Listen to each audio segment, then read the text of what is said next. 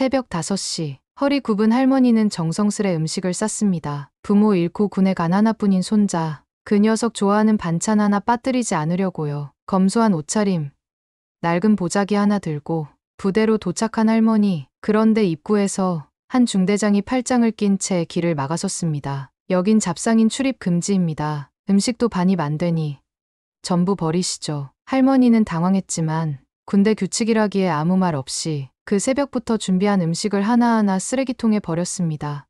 하지만 그건 규칙이 아니라 뒷돈을 주지 않았다는 이유였죠. 모욕감에 고개를 떨구던 그 순간 할머니는 조용히 휴대폰을 꺼냈습니다. 그리고 단 한 통의 전화, 그 전화 한 통에 온 부대가 뒤집히기 시작했습니다. 새벽 5시, 할머니는 언제나처럼 눈을 떴습니다. 70이 넘은 나이에도 몸은 여전히 부지런했죠. 작은 방 안에는 손자의 사진이 여러 장 걸려 있었어요. 어릴 적 손자와 함께 찍은 사진부터 고등학교 졸업사진까지 할머니에게는 소중한 보물들이었습니다. 손자 민수는 부모를 일찍 여의고 할머니 손에서 자랐어요. 할머니는 그 아이를 키우기 위해 온 힘을 다했습니다. 새벽부터 밤늦게까지 일하며 손자가 부족함 없이 자랄 수 있도록 애썼죠. 민수는 그런 할머니의 사랑을 받으며 성실하게 자랐고 고등학교를 졸업하자마자 군대에 입대했습니다. 할머니는 부엌으로 향해 찬장을 열었어요. 오늘은 민수 면회 가는 날이었습니다. 한 달에 한 번 할머니는 손자를 보러 군부대로 향했죠. 손자가 좋아하는 음식들을 정성스럽게 준비하는 것이 할머니의 작은 기쁨이었어요. 김치찌개를 끓이고 계란말이를 부치고 밑반찬들을 작은 통에 나누어 담았습니다. 할머니의 손길은 여전히 야무졌어요. 민수가 어렸을 때부터 해주던 그 손맛 그대로였죠. 음식을 다 준비하고 나서 할머니는 잠시 손자 사진을 바라봤습니다. 부모 없이 자란 민수가 군대에서도 힘들어하지 않을까 걱정이 앞섰어요. 면회 때마다 민수는 괜찮다고 말했지만 할머니의 눈에는 아이가 여전히 어려 보였습니다. 특히 다른 동기들과 달리 부모님이 면회를 오지 않는 것이 마음에 걸렸죠. 할머니는 음식을 보온병과 도시락통에 정리했어요. 무거운 짐이었지만 손자를 위한 일이라면 무겁지 않았습니다. 버스 시간에 맞춰 집을 나서며 할머니는 오늘도 민수가 건강하고 씩씩한 모습이길 바랐어요. 길을 걸으며 할머니는 민수와 함께했던 추억들을 떠올렸습니다. 학교에서 돌아온 민수가 할머니 품에 안겨 하루 있었던 일들을 제잘거리던 모습, 할머니가 만들어준 음식을 맛있게 먹던 모습들이 눈앞에 선했어요. 그런 소중한 손자가 지금은 군대에서 어른이 되어가고 있었죠. 버스 정류장에 도착한 할머니는 무거운 가방을 벤치 위에 내려놓고 잠시 숨을 골랐습니다. 나이가 들수록 체력이 예전 같지 않았지만 손자를 만나러 가는 길은 언제나 기분 좋은 여행이었어요. 곧 버스가 올 시간이었습니다. 2장. 버스는 시간에 맞춰 도착했습니다. 할머니는 무거운 가방을 들고 버스에 올랐어요. 평일 오전이라 승객이 많지 않아 다행이었죠. 창가 자리에 앉은 할머니는 가방을 무릎 위에 올려놓고 밖을 내다봤습니다. 1시간 반 정도 걸리는 길이었어요. 할머니는 버스가 달리는 동안 민수를 처음 키우게 된 날을 떠올렸습니다. 갑작스러운 사고로 아들 부부를 잃고 5살이던 민수를 맡게 되었던 그날 말이죠. 할머니는 그때 이미 60이 넘은 나이였지만 포기할 수 없었어요. 민수는 처음엔 부모를 찾으며 많이 울었습니다. 할머니는 그런 아이를 달래며 밤을 새우기 일쑤였어요. 아이가 잠들 때까지 자장가를 불러주고 무서워할 때마다 품에 안아주었죠. 그렇게 하루하루 지나면서 민수는 할머니에게 완전히 마음을 열었습니다. 학교에 들어가면서부터 민수는 다른 아이들과 조금 달랐어요. 학부모 참관 수업에는 할머니가 왔고 운동회에서도 할머니가 응원했습니다. 처음엔 아이들이 신기해했지만 민수는 당당했어요. 할머니를 자랑스러워했죠. 할머니도 민수 때문에 새로운 활력을 얻었습니다. 아이 교육에 대해 공부하고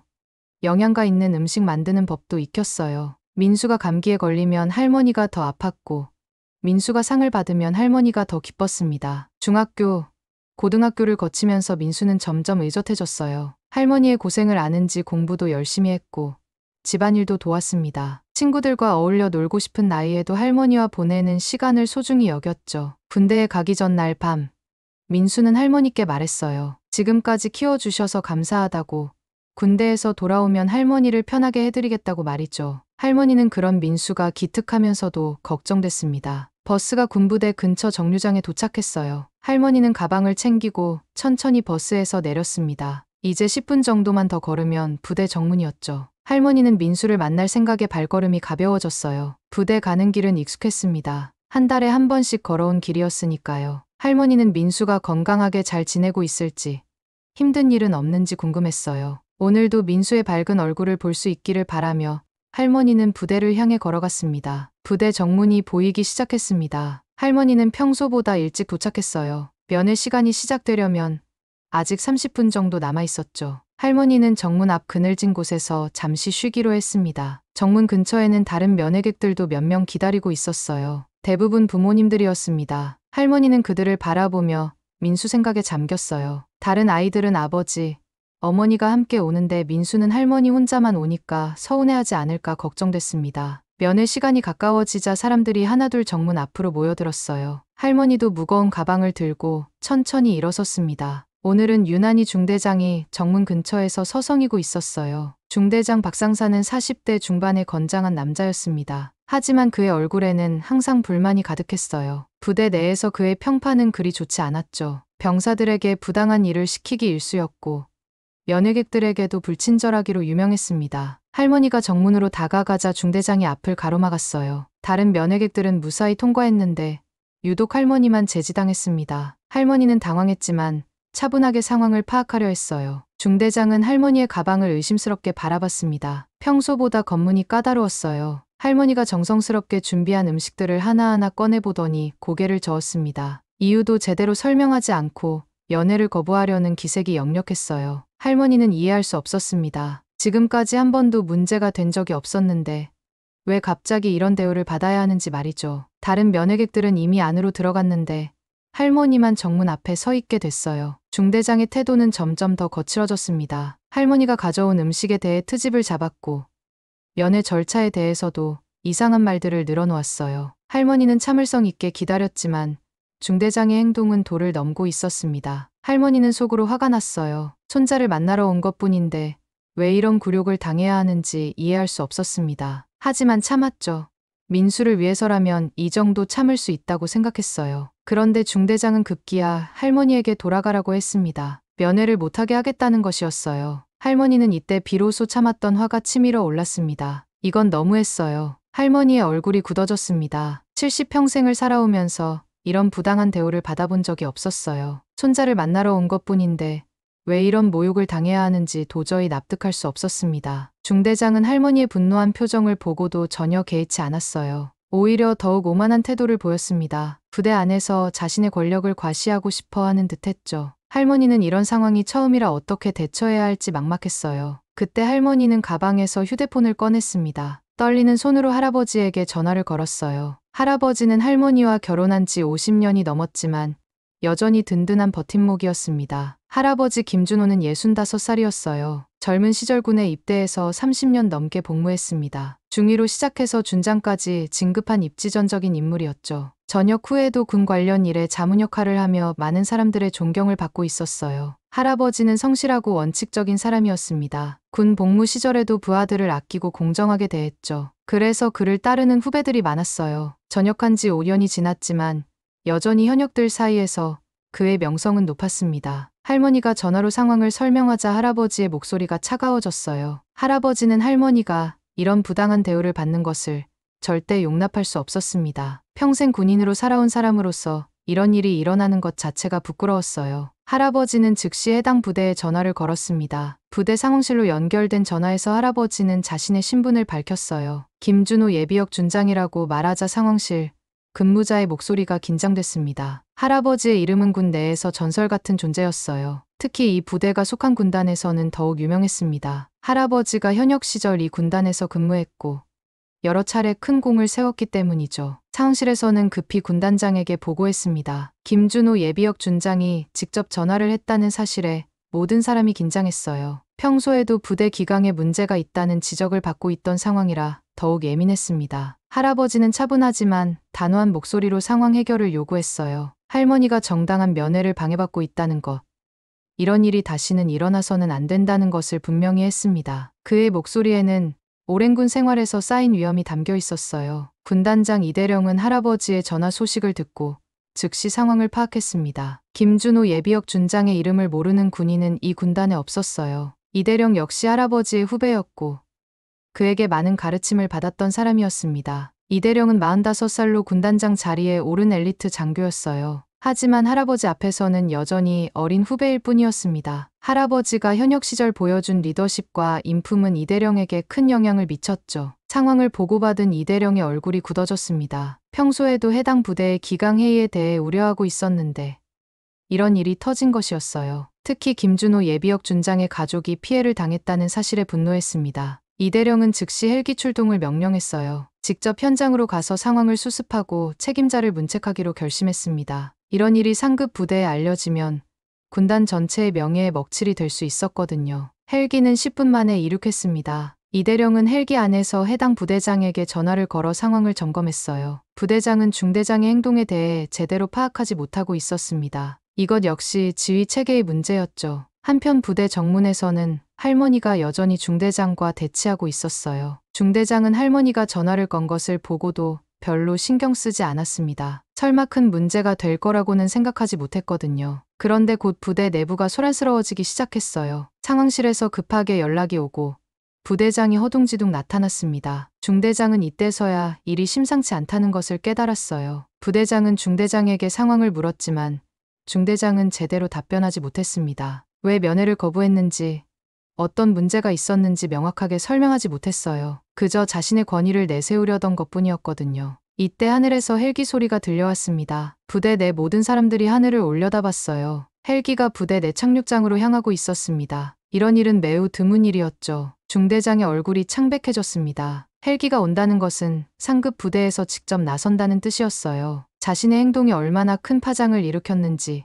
이제서야 실감하기 시작했습니다. 할머니는 헬기 소리를 들으며 할아버지의 영향력을 새삼 느꼈어요. 결혼한 지 50년이 넘었지만 할아버지가 이렇게 대단한 사람이었다는 것을 다시 한번 깨달았습니다. 할아버지는 언제나 조용했지만 필요할 때는 이렇게 강력한 힘을 발휘할 수 있는 사람이었어요. 헬기가 부대 내 착륙장에 착륙했습니다. 프로펠러 소음이 부대 전체를 뒤덮었어요. 모든 병사들과 간부들이 긴장한 채 헬기를 바라봤습니다. 평상시라면 볼 수 없는 광경이었죠. 이대령이 헬기에서 내렸습니다. 그의 표정은 매우 엄숙했어요. 뒤따라 내린 참모들의 얼굴도 굳어 있었습니다. 부대장이 급히 달려와 경례를 했지만 이대령의 표정은 풀리지 않았어요. 이대령은 곧바로 정문으로 향했습니다. 할머니가 서 있는 곳으로 직접 가서 상황을 확인하려는 것이었어요. 부대장과 중대장이 뒤따랐지만 둘 다 극도로 긴장한 상태였습니다. 할머니는 이대령이 다가오는 것을 보고 놀랐어요. 계급장을 보니 매우 높은 사람인 것 같았습니다. 이대령은 할머니께 정중하게 인사를 드렸어요. 할아버지에 대한 존경심이 자연스럽게 할머니에게도 전해진 것이었죠. 이대령은 중대장을 호명했습니다. 중대장은 떨리는 목소리로 대답했어요. 이대령의 눈빛이 매서웠습니다. 왜 정당한 면회를 방해했는지, 어떤 권한으로 그런 행동을 했는지 추궁하기 시작했어요. 중대장은 제대로 답변하지 못했습니다. 명확한 이유도 없이 할머니의 면회를 거부한 것이었거든요. 그저 자신의 기분에 따라 행동한 것뿐이었어요. 이대령은 이런 중대장의 태도에 더욱 분노했습니다. 이대령은 중대장의 평소 행실에 대해서도 질문했어요. 병사들에 대한 부당한 대우, 면회객들에 대한 불친절한 태도 등이 모두 문제가 됐습니다. 부대장도 이런 사실들을 제대로 관리하지 못한 책임을 피할 수 없었어요. 중대장은 점점 더 위축됐습니다. 평소 병사들 앞에서 보여주던 오만한 모습은 온데간데 없었어요. 이대령 앞에서는 꼼짝할 수 없는 상황이었습니다. 자신의 행동이 얼마나 잘못됐는지 깨닫기 시작했어요. 이대령은 할머니께 정중하게 사과했습니다. 부하의 잘못된 행동으로 불쾌감을 드렸다며 깊이 고개를 숙였어요. 할머니는 이런 정중한 사과를 받고 마음이 누그러졌습니다. 이대령은 즉석에서 중대장에 대한 징계를 결정했어요. 부당한 권한 남용과 면회 방해, 그리고 평소에 잘못된 행실에 대한 책임을 물었습니다. 중대장은 더 이상 변명할 수 없었어요. 부대 내 다른 간부들과 병사들도 이 상황을 지켜봤습니다. 평소 중대장의 행동에 불만이 많았던 사람들이었어요. 이번 일을 계기로 부대 내 기강이 바로잡힐 것 같았습니다. 이대령은 할머니께 정상적인 면회가 이루어질 수 있도록 조치하겠다고 약속했어요. 앞으로 이런 일이 절대 일어나지 않도록 하겠다는 다짐도 함께였습니다. 할머니는 드디어 민수를 만날 수 있게 됐어요. 드디어 할머니는 면회실로 들어갈 수 있었습니다. 길고 긴 기다림 끝에 민수를 만날 수 있게 된 것이었어요. 할머니의 마음은 설레면서도 한편으로는 아까 있었던 일들 때문에 복잡했습니다. 면회실 문이 열리고 민수가 들어왔어요. 할머니는 한 달 만에 보는 손자의 얼굴을 유심히 살펴봤습니다. 다행히 건강해 보였어요. 하지만 뭔가 전보다 수척해진 것 같았죠. 민수는 할머니를 보자마자 환하게 웃었습니다. 하지만 할머니의 눈에는 그 웃음 뒤에 숨겨진 피로가 보였어요. 군 생활이 생각보다 힘든 모양이었습니다. 할머니는 민수의 손을 잡으며 안부를 물었어요. 민수는 괜찮다고 말했지만 할머니는 알 수 있었습니다. 부모 없이 자란 민수가 군대에서도 어려움을 겪고 있다는 것을 말이죠. 다른 동기들과 달리 의지할 곳이 할머니뿐이라는 것이 마음에 걸렸어요. 할머니는 정성껏 준비한 음식들을 꺼냈습니다. 민수가 좋아하는 김치찌개와 계란말이, 그리고 여러 가지 밑반찬들이었어요. 민수는 할머니의 음식을 보자 눈물이 글썽해졌습니다. 민수는 할머니가 만든 음식을 한 입 먹고는 고개를 숙였어요. 그동안 참았던 감정이 북받쳐 오르는 것 같았습니다. 할머니는 민수의 어깨를 토닥이며 괜찮다고 위로했어요. 민수는 할머니께 그동안의 이야기를 들려줬습니다. 군 생활이 생각보다 어렵다는 것, 특히 다른 동기들과 달리 가족이 자주 오지 못해서 외롭다는 것을 털어놨어요. 하지만 할머니를 걱정시키고 싶지 않아서 지금까지 말하지 못했다고 했습니다. 할머니는 민수의 이야기를 들으며 마음이 아팠어요. 자신이 더 자주 오지 못해서 미안했습니다. 나이가 들어 체력이 예전 같지 않지만 민수를 위해서라면 더 노력해야겠다고 다짐했어요. 민수는 할머니가 오늘 겪었던 일에 대해서는 모르고 있었습니다. 할머니는 굳이 그 이야기를 하지 않았어요. 민수가 걱정할 것 같았거든요. 대신 할아버지가 얼마나 대단한 분인지에 대해 이야기했습니다. 면회 시간이 지나가면서 민수의 표정이 밝아졌어요. 할머니와 함께 있으니 그동안에 힘들었던 일들이 잊혀지는 것 같았습니다. 할머니의 따뜻한 손길과 정성스런 음식이 민수에게는 최고의 위로였어요. 민수는 할머니께 약속했습니다. 앞으로는 더 열심히 군 생활을 하겠다고, 할머니를 걱정시키지 않겠다고 말이죠. 할머니는 그런 민수가 기특하면서도 안쓰러웠어요. 면회 시간이 끝나갈 무렵, 민수는 할머니께 감사의 마음을 전했습니다. 부모 없이 자란 자신을 이렇게 키워주시고 지금도 이렇게 찾아와 주시는 할머니께 진심으로 고마워했어요. 할머니는 민수의 말을 들으며 눈물을 참았습니다. 면회를 마치고 나온 할머니는 부대 정문에서 할아버지를 기다렸습니다. 할아버지가 직접 마중을 나온다고 했거든요. 오늘 있었던 일들을 생각하니 할아버지에 대한 고마움이 새삼 컸어요. 잠시 후 할아버지가 택시를 타고 도착했습니다. 할머니는 할아버지를 보자마자 안도의 한숨을 내쉬었어요. 할아버지는 할머니의 손을 잡으며 오늘 고생이 많았다고 위로했습니다. 할아버지는 부대 안으로 들어가 이대령과 잠깐 이야기를 나눴어요. 후배에 대한 격려와 함께 앞으로 이런 일이 없도록 당부했습니다. 이대령은 할아버지께 깊이 고개를 숙이며 약속했어요. 할아버지와 할머니는 함께 집으로 향했습니다. 택시 안에서 할머니는 오늘 있었던 일들을 자세히 이야기했어요. 할아버지는 조용히 들으면서 때때로 고개를 끄덕였습니다. 할아버지는 할머니께 말했어요. 자신이 군에서 쌓은 경험과 인맥이 이런 때 도움이 된다고. 앞으로도 민수나 할머니에게 어려운 일이 있으면 언제든지 해결해주겠다고 했습니다. 할머니는 그런 할아버지가 든든했어요. 집에 도착한 후 할아버지와 할머니는 함께 차를 마시며 민수 이야기를 했습니다. 할아버지는 민수가 군대에서 잘 적응할 수 있도록 더 관심을 가져야겠다고 했어요. 할머니도 그 말에 동의했습니다. 할아버지는 젊은 시절 자신의 군 생활을 떠올렸습니다. 그때도 힘든 일들이 많았지만 가족의 사랑과 응원이 큰 힘이 됐었죠. 민수에게도 그런 사랑이 필요하다고 생각했어요. 할머니는 오늘 일을 계기로 민수를 더 자주 만나러 가야겠다고 다짐했습니다. 비록 나이가 들어 체력이 예전 같지 않지만 손자를 위해서라면 충분히 감당할 수 있다고 생각했어요. 할아버지도 앞으로는 할머니와 함께 면회를 가겠다고 했습니다. 할머니 혼자서는 힘들 수 있으니 자신이 함께 가서 도와주겠다는 것이었어요. 할머니는 그 말에 마음이 따뜻해졌습니다. 저녁 무렵 할아버지와 할머니는 민수의 저녁 후 계획에 대해 이야기했어요. 민수가 군대에서 돌아오면 좋은 직장을 구할 수 있도록 도와주고 결혼할 때까지 잘 뒷바라지해주기로 했습니다. 할머니는 민수가 언젠가는 좋은 사람을 만나 가정을 꾸리게 될 거라고 생각했어요. 그때까지 자신이 건강하게 살아서 민수의 행복한 모습을 지켜보고 싶었습니다. 밤이 깊어가며 할아버지와 할머니는 각자의 자리에서 잠자리에 들었어요. 할머니는 잠들기 전 민수의 사진을 한 번 더 바라봤습니다. 오늘은 힘든 일도 있었지만 사랑하는 손자를 만날 수 있어서 행복한 하루였어요. 할아버지는 내일부터 민수를 위해 할 수 있는 일들을 더 찾아보기로 했습니다. 손자의 군 생활이 순조롭게 마무리될 수 있도록 뒤에서 든든한 버팀목이 되어주고 싶었어요. 그렇게 평범하지만 따뜻한 가족의 하루가 마무리됐습니다. 할머니는 말이 없었습니다. 그저 손자의 얼굴을 바라보며 잘 먹었지?